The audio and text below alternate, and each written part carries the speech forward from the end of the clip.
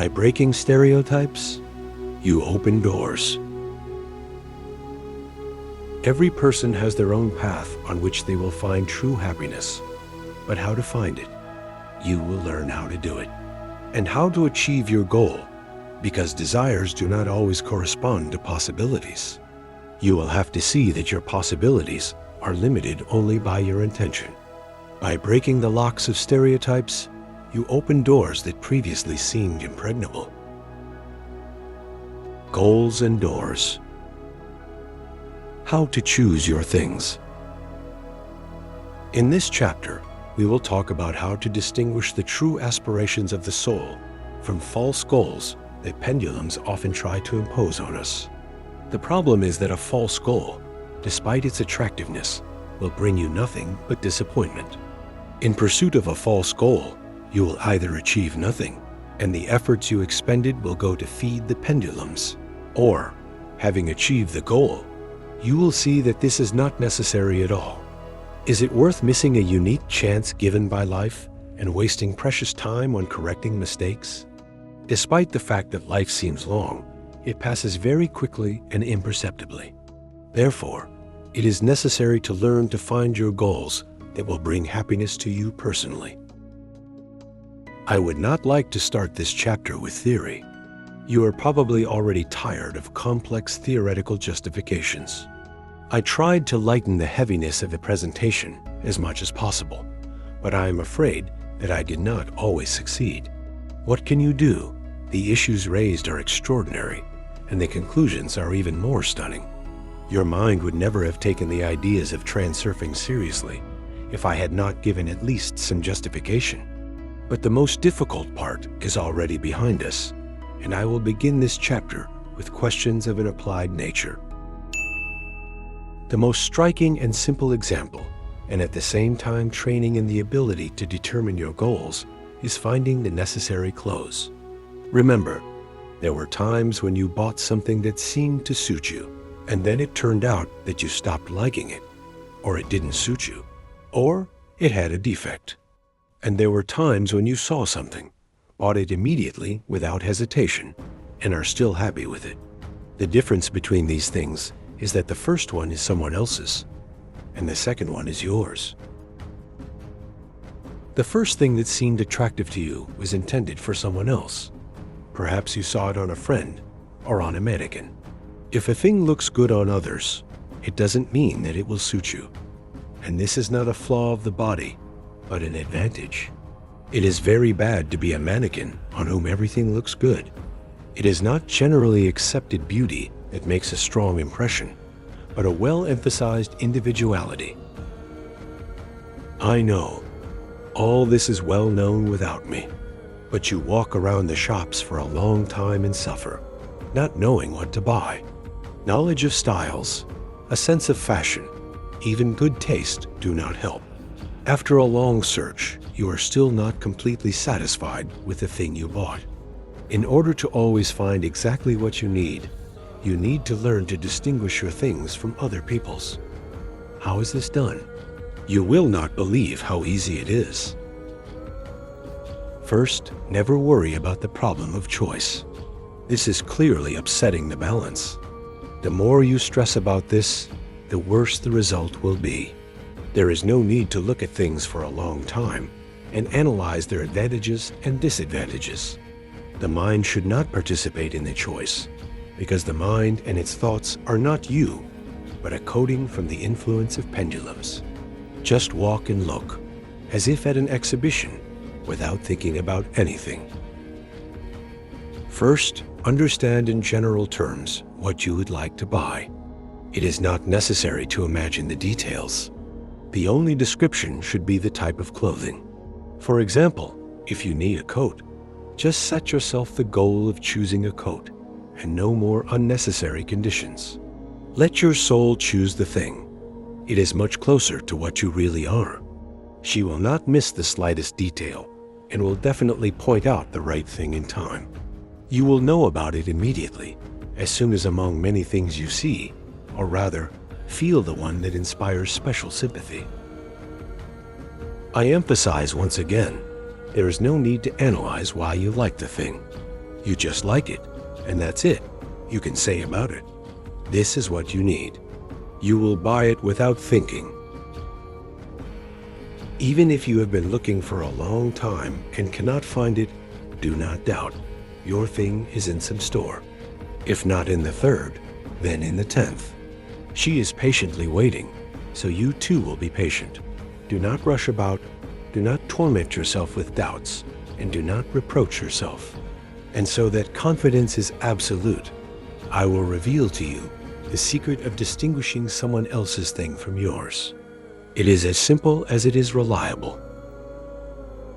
As I have already said, in the process of choosing, you should not think about the advantages and disadvantages of things. But then the moment has come when you have to tell the seller your yes or no. At this moment, you sleep very soundly, even if it seems to you that this is not so. Sleep is especially deep in the case if the seller or your friend is nearby saying something about the thing. While you are making a decision, only your mind works. It analyzes the advantages and disadvantages, builds its concept so that it is rational and convincing, and at the same time listens to the opinions of others. The mind is so absorbed in this process that it does not pay attention to the feelings of the soul at all. In this sense, the mind is fast asleep. So let it be. Do not disturb it until it makes a decision. But the decision has been made. At this moment, do not listen to anyone. Wake up and be aware of what feelings you experienced when the decision was made. The state of mental comfort will show the attitude of the soul to the decision of the mind. As you know, spiritual comfort cannot give a clear answer. The soul does not always know exactly what it wants and can also hesitate. If you liked the thing at first sight and you immediately felt it, then the soul said yes. But then the mind turns on and begins to analyze and justify the choice. If as a result of the analysis, the mind also said yes, then the thing is yours. But if you decided to buy the thing not because you liked it at first sight, but because it makes sense to buy it, then you should pay special attention to the slightest discomfort. The soul always knows exactly what it does not want. If you hesitate, if at least something in this thing causes you slight anxiety or discomfort, if a slight shadow of doubt or oppression runs through, this is someone else's thing. The mind will persuade you and colorfully describe all the advantages. If you find yourself trying to persuade yourself, trying to convince yourself that this suits you in both style and size, you can immediately discard this thing without regret. It is not yours. A clear criterion for choosing is one simple phrase. If you have to persuade yourself, then the thing is someone else's. Know that if the thing is yours, you will not have to persuade yourself. And finally, is it worth listening to the opinions of others during the selection process? I think it is not worth it. No one except you can choose your thing. If you liked it unconditionally, you can be absolutely sure that others, seeing it on you, will be delighted. I can only say one thing about prices. Your thing does not necessarily lie in expensive stores. But if it comes to that, Transurfing will help remove the money problem from your life. If you define your goal and strive for it, and not money, then the money will come itself and in abundance. As you can see, the process of choosing a thing covers all the basic principles of Transurfing. You walk around the store as if it were an exhibition, just observing, and do not set yourself the task of necessarily finding something. Therefore, you give up the desire to achieve the goal. You calmly realize that your thing is waiting for you somewhere, and you know exactly how to distinguish it from someone else's.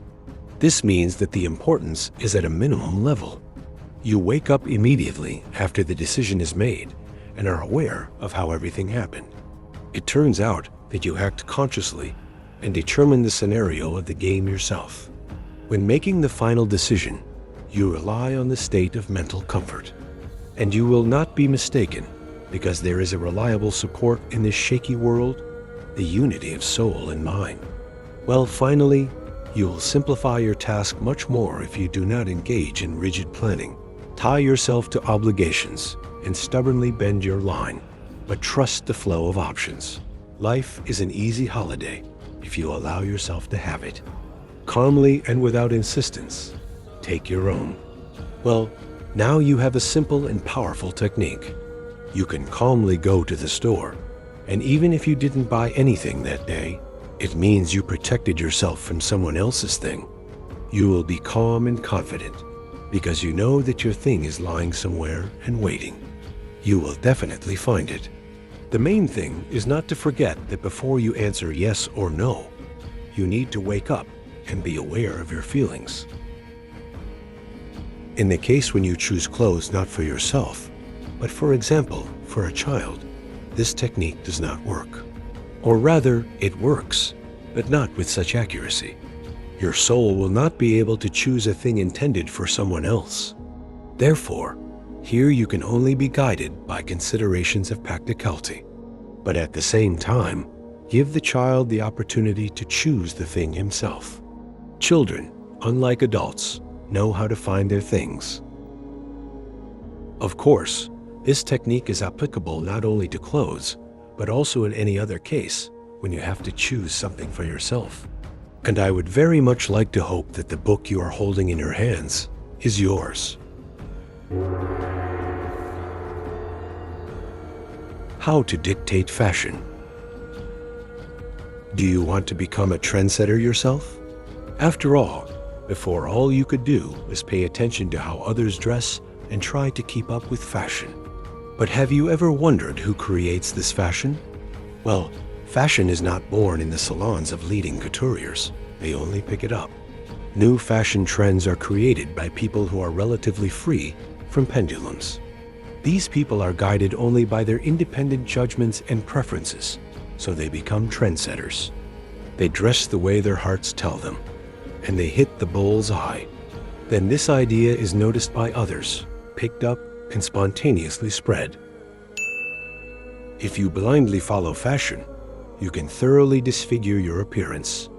If you observe, you will find elegant people dressed completely out of fashion. But it is immediately obvious. There is something in this, and no one would think to accuse them of being unfashionable. And vice versa. There are creatures all over the place, dressed in all the latest fashion, but it's a pity to look at them, because it doesn't suit them at all. Imitators blindly follow the path of their inner intention to someone else's goal, determined by the pendulum of fashion. They don't think about their preferences and obey the rule of pendulums do as I do. Here I would like to recall the French proverb, "Don't be afraid to look unfashionable, be afraid to look ridiculous." The outer side of fashion is style, and the inner essence is what suits you in the context of this style. You just need to clearly imagine what you want. To look fashionable or to look elegant? These are not the same thing. And what, in your opinion, is better? You can even dress up completely out of the spirit of your era, in some terrible retro. But if this is yours, everyone will die of envy. You have probably already guessed that following fashion is nothing more than participating in the game of the fashion pendulum. Fashion trends appear and disappear quickly. They are some of the most short-lived pendulums.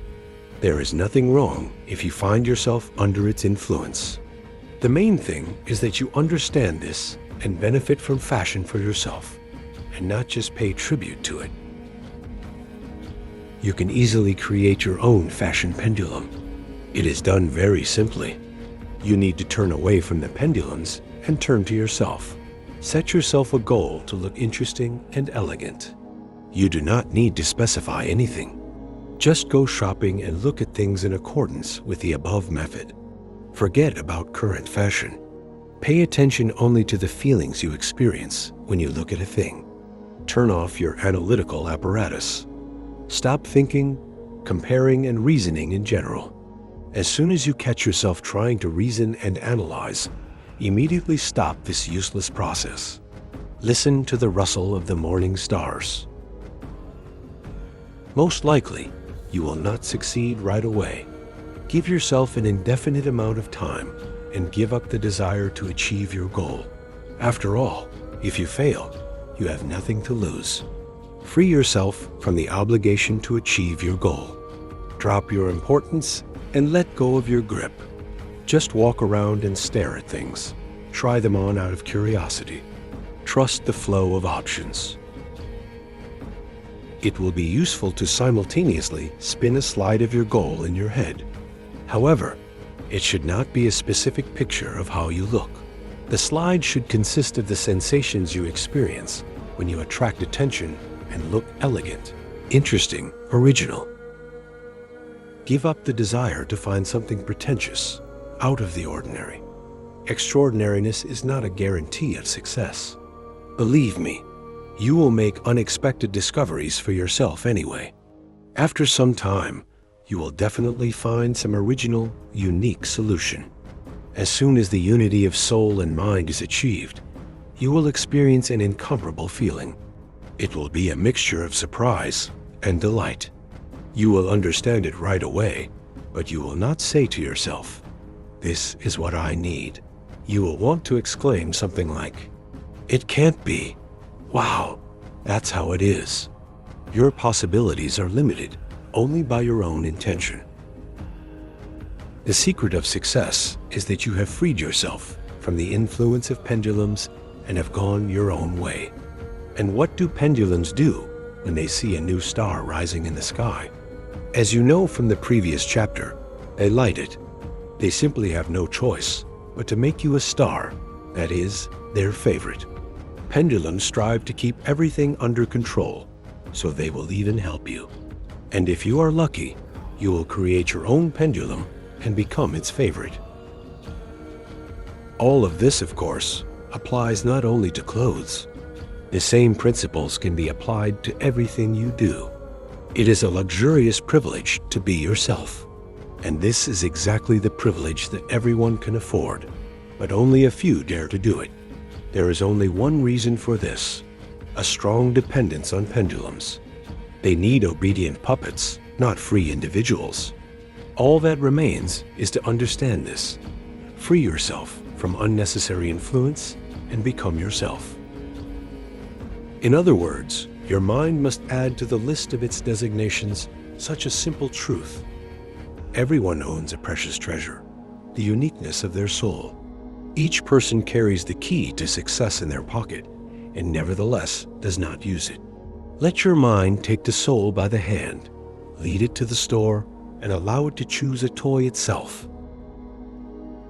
The unity of soul and mind is such a rarity that it can literally be sold profitably. All masterpieces of culture and art are manifestations of this unity. Stars become stars only because people are interested in what they themselves lack, the unity of soul and mind. Other people's goals. So far, we have considered the external world for a person as a space of options with sectors connected in the lifeline. If the parameters of the energy of a person's mental radiation coincide with the parameters of a sector, then the sector is embodied in material realization. However, a person himself in the energetic plan is an individual entity with his own unique spectrum of radiation. Each individual has his lifelines in the space of options, which are most suitable for the frail of his soul. On his lifelines, a person encounters a minimum of obstacles, and all circumstances are in his favor. The frail of a person's soul fits well into his lifeline and easily achieves his goal. In the same way, a native key easily turns in a lock and opens a locked door. We do not need to know exactly why and how all this happens. Only the fact that each person has his own path matters. If a person goes to his goal through his own door, everything works out well for him. Otherwise, if a person turns off his path, all sorts of misfortunes fall upon him, and life turns into a continuous struggle for existence. For the soul, this is a real tragedy. After all, you get upset if the weather is bad on the weekend. Can you imagine what the soul feels when the unique chance given to it by this life is wasted? The soul sees how the mind, carried away by pendulums, ruins its whole life, but it cannot change anything. Entering this world, it does not clearly know what to do, what to want, what to strive for. The soul, if it does not know exactly, then at least guesses, but the mind does not listen to it. Pendulums immediately take over the mind, imposing their goals and rules of the game on it. They force people to choose other people's goals and crowd at other people's doors. The soul's weak attempts to influence the mind lead to nothing. So strong is the influence of pendulums. Many of us have been taught since childhood that success can only be achieved through hard work. And you also need to persistently go towards your goal, overcoming obstacles. One of the biggest misconceptions is that you need to fight for happiness. Show persistence, perseverance, overcome many obstacles. In general, win your place in the sun. This is a very harmful false stereotype. Let's figure out how it was formed. A person usually falls under the influence of pendulums and turns off his path. Naturally, in this case, many obstacles pile up on his path. But a person wants to achieve happiness, so he has to overcome these obstacles. Try to guess what his misconception is? That he is going to someone else's goal through someone else's door? No. The answer will again seem unexpected to you, like everything in this book. A person's misconception is in the false belief. If I overcome obstacles, then happiness awaits me there, ahead. This is nothing more than an illusion. There is no happiness ahead. No matter how hard a person tries, he will always be in the position of catching up with the setting sun. No happiness awaits a person on someone else's lifeline, neither in the near nor in the distant future. Many people, having achieved a goal with great difficulty, feel nothing but emptiness. Where did this happiness go? It was never there at all, because it is a mirage created by pendulums so that a person would give them energy on the way to illusory happiness. I repeat once again, there is no happiness ahead. It is either here and now on the current lifeline, or it does not exist at all. What is happiness in the transurfing model? Maybe it will come if you achieve your goal? Again, you guessed wrong. Happiness comes during the movement towards your goal through your door. If a person is on his lifeline, on his path, then he experiences happiness already now, even if the goal is still ahead. Then life turns into a holiday. When the goal is achieved, it will be a double joy. However, the movement towards your goal itself turns every day into a holiday. Movement towards someone else's goal always leaves the holiday in an illusory future. Achieving someone else's goal brings disappointment and emptiness, but not happiness. Your goal is what gives you true pleasure. It is not something that brings temporary satisfaction, but something that gives a sense of joy in life. Your door is the path of movement towards your goal, on which you experience passion and inspiration. It cannot be said that everything is always easy there. The main thing is that the movement through your door does not empty, but on the contrary, causes a surge of strength. If you go to your goal through your own door, obstacles are easily overcome, and work is not a burden. If on the way to the goal, you make every effort, work without inspiration, and get tired, then this is someone else's goal, or you are breaking into the wrong door. Let's note the characteristic signs of someone else's goals. Someone else's goal is always violence against yourself, coercion, obligation. If you find even the slightest forced necessity in your goal, you can safely abandon it. You will not have to persuade yourself if the goal is yours.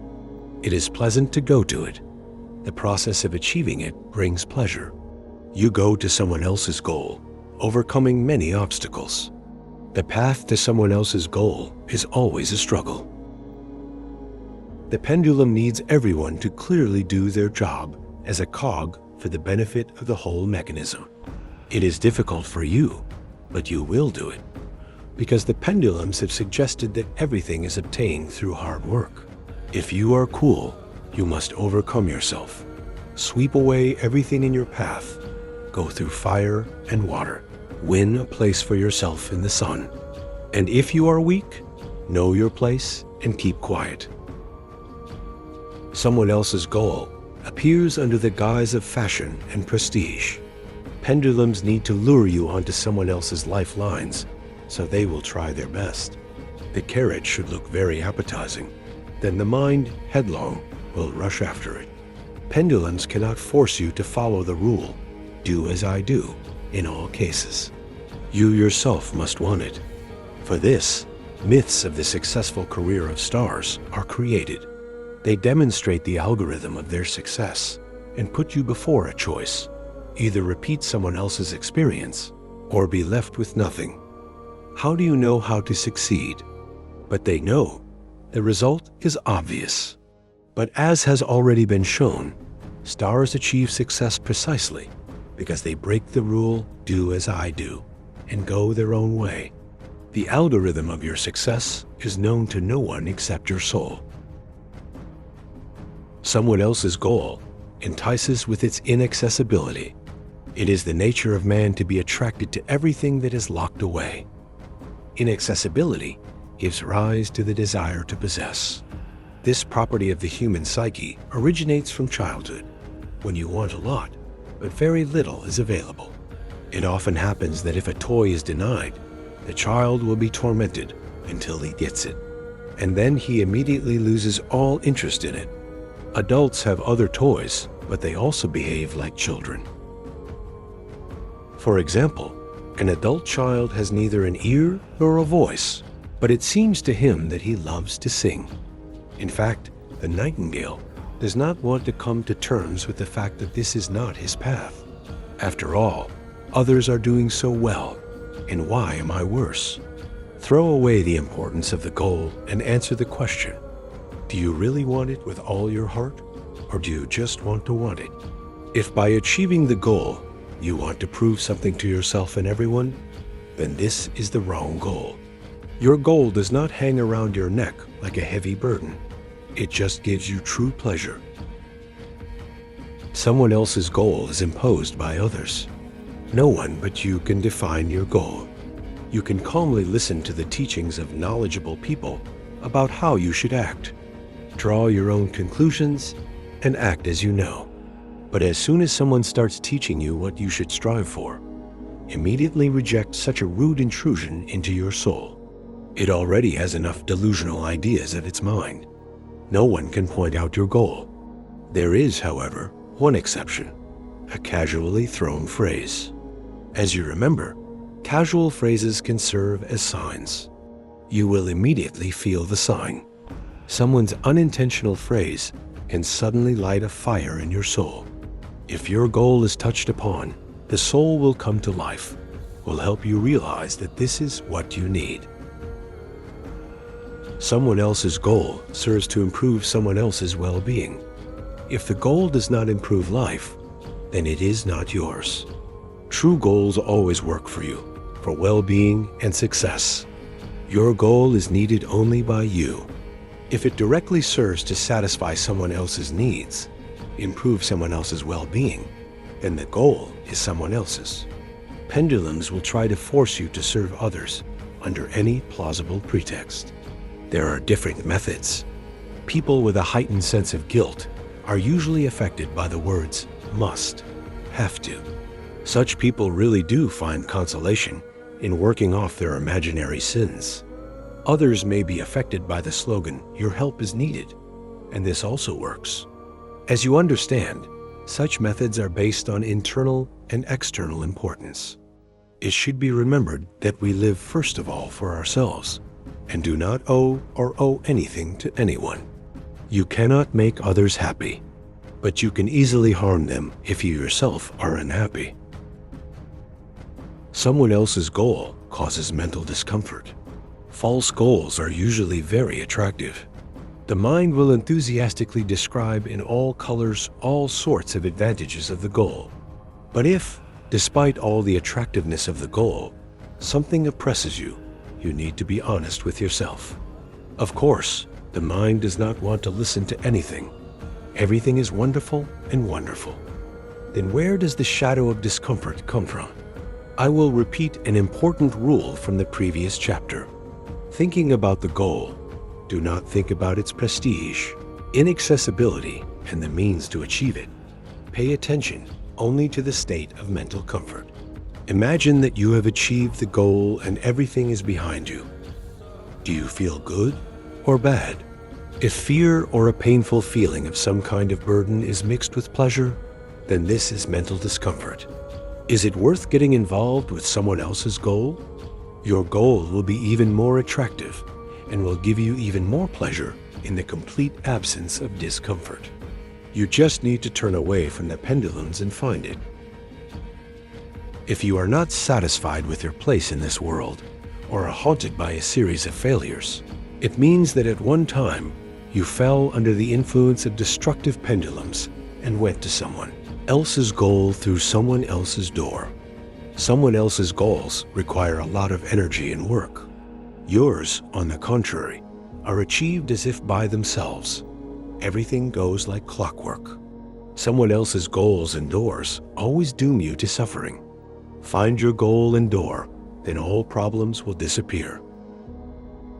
You may say, but if I don't know what I want, how can I find out? I ask a counter question. Have you ever seriously thought about this? Oddly enough, most people are so preoccupied with the affairs of pendulums that they literally spin like squirrels in a wheel and do not find time for themselves, for their souls. People decide questions about what they really want from life on the run, fleetingly, in fits and starts, thoughtlessly, under the pressure of problems. There is no need to engage in self-digging. It is enough to calm down for a while, retire, and still listen to the rustle of the morning stars. And if you don't want anything at all, this indicates that your energy potential is extremely low. A state of depression, apathy. This is clear evidence that there is enough energy only to maintain existence. Then you should increase its reserves. Your soul cannot not want anything. You are simply unable to hear it.